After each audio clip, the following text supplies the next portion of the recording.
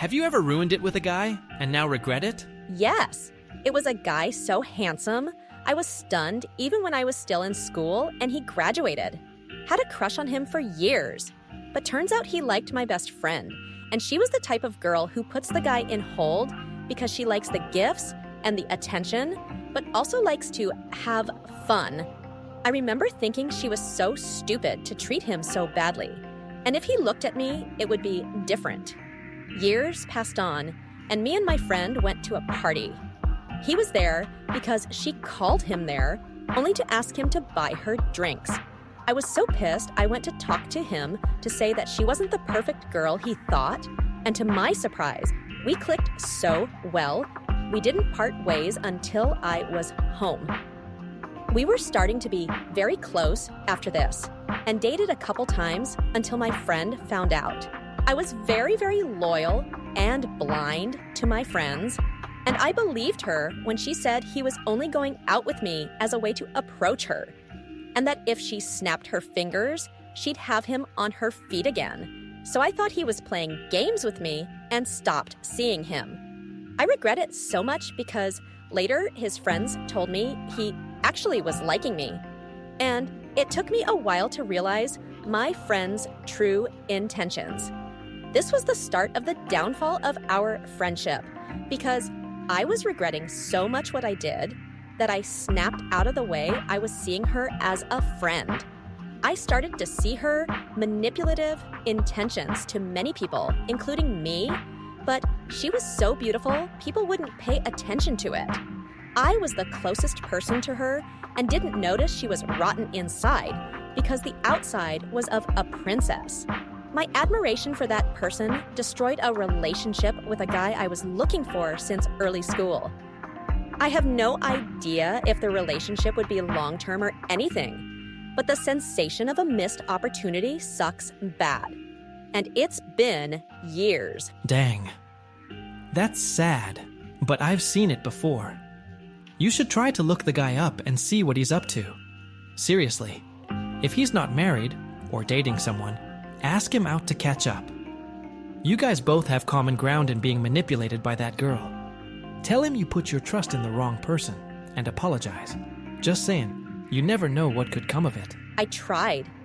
It was hard because he's not into social media, but for what I've seen, he was engaged, probably married now. I decided not to make any contact then. I'm not about to mess anything up. The good outcomes out of this is that I've learned to think for myself, and he snapped out of that crush he had on the wrong girl.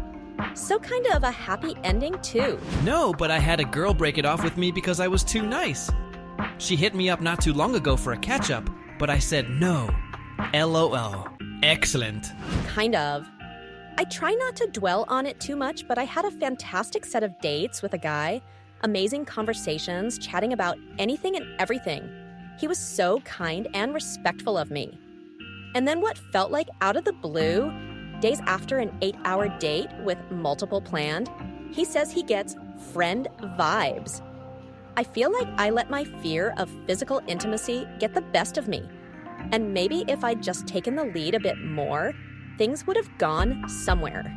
In the end, though, I think it hurts the most of all because it was only a few super long but glorious dates. Only about a month or two. A book I was reading a bit after said it well, something like, sometimes it feels like the relationships that don't happen hurt the most. In a relationship, you can point to a problem or faults as to why it didn't work in you or the other person.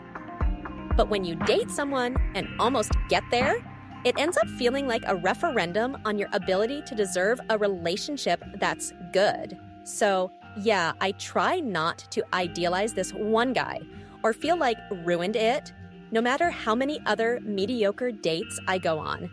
Maybe he called it right and it wouldn't have worked. Maybe it was nothing I could help, something on his end.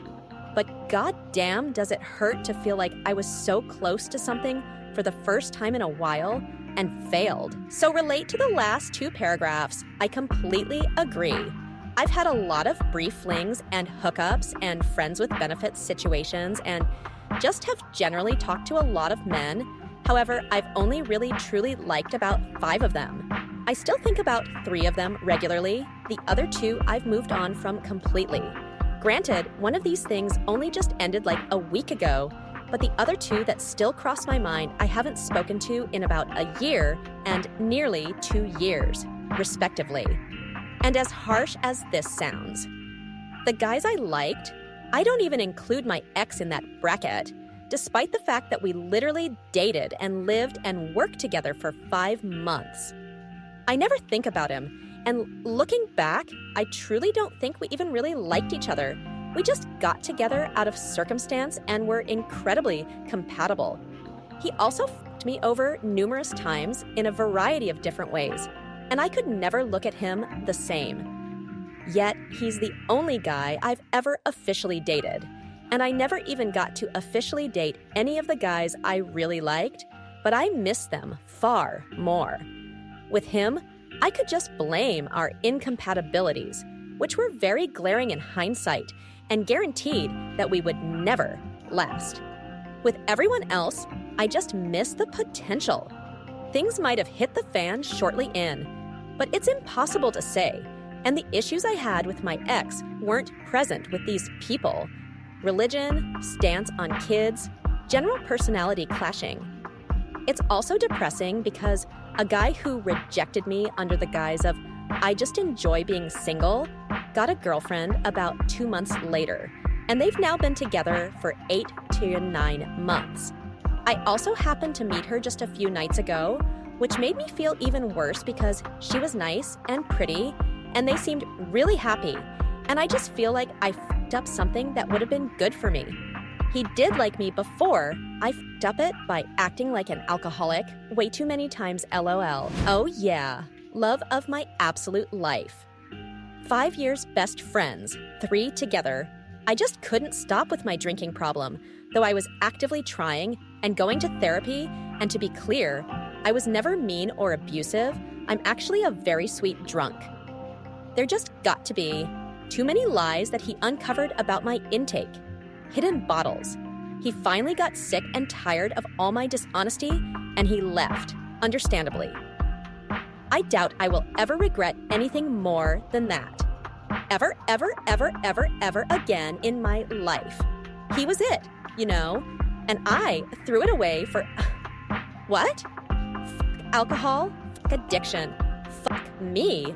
I'll love him forever.